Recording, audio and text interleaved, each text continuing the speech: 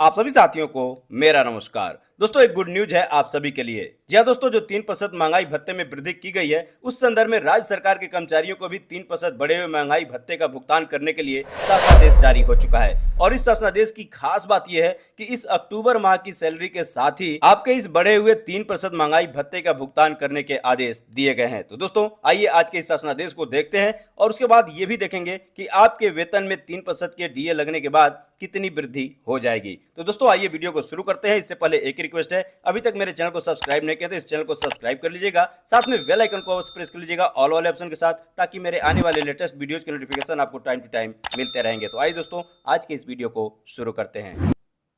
दोस्तों, यहाँ अपनी स्क्रीन पर देख सकते हैं दीपक कुमार अपर मुख्य सचिव उत्तर प्रदेश शासन का यह आदेश है और ये विभिन्न संबंधित विभागों को यह आदेश जारी किया गया है। आदेश के डेट की बात कर ले तो यहाँ पे आप देख पा रहे हैं 24 अक्टूबर 2024 यानी आज ही के डेट में आदेश जारी हुआ है। और खास बात यह है कि 1 जुलाई 2024 से बढ़ी हुई दर से इस डीए का भुगतान करने की बात इस शासनादेश में कही गई है। आगे आप देखें तो यहाँ पे आप देख पा रहे हैं ये जो 3% बढ़ा हुआ डीए है वो 1 जुलाई 2024 से दिया जाएगा। और इसके अलावा महंगाई भत्ते की जो मासिक दर होगी वो पहले 50% थी, अब ये 53% 3% की बढ़ोतरी के बाद हो जाने वाली है। तो दोस्तों, इस तरह से आइए इसके नेक्स्ट पेज पे चलते हैं और कुछ और महत्वपूर्ण बिंदु हैं जिन्हें हम देख लेते हैं।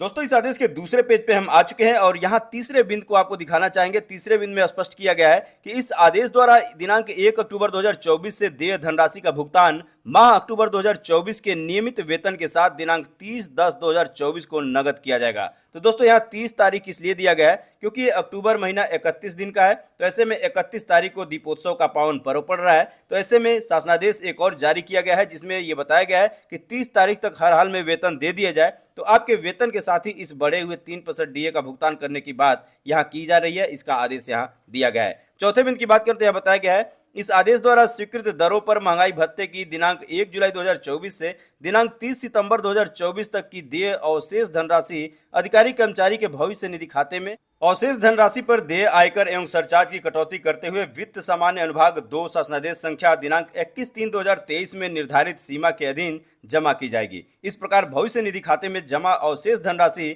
दिनांक 1 अक्टूबर 2025 तक संबंधित अधिकारी कर्मचारी के खाते में जमा रहेगी और इसे उन मामलों को छोड़कर जिसमें भविष्य निधि नियमों के अंतर्गत अंतिम प्रत्याहरण देय हो जाए, उक्त तिथि से पूर्व नहीं निकाला जा सकेगा। यदि कोई अधिकारी कर्मचारी भविष्य निधि खाते का सदस्य नहीं है तो उक्त अवशेष धनराशि उसके पब्लिक प्रोविडेंट फंड अर्थात पीपीएफ में जमा कराई जाएगी अथवा नेशनल सेविंग सर्टिफिकेट अर्थात एनएससी के रूप में प्रदान की जाएगी, परंतु धनराशि के जिस अंश का सर्टिफिकेट उपलब्ध न हो तो उसे नगद दी जाएगी। तो कुल मिला के यहाँ नगद देने की भी बात हो रही है, पीपीएफ में भी डालने की बात हो रही है और उसके अलावा एनएससी के रूप में भी देने की बात हो रही है। तो अलग अलग कंडीशन में ये चीजें अलग अलग लागू होंगी। तो कुल मिलाकर दोस्तों, यहाँ पे मूल रूप में आपको कहना ये है कि इस शासनादेश में 3 महत्वपूर्ण बातें बताई गई हैं। पहली बात तो ये कि जो ये 3% बढ़ा हुआ महंगाई भत्ता है ये आपके इसी अक्टूबर माह के वेतन के साथ मिलेगा।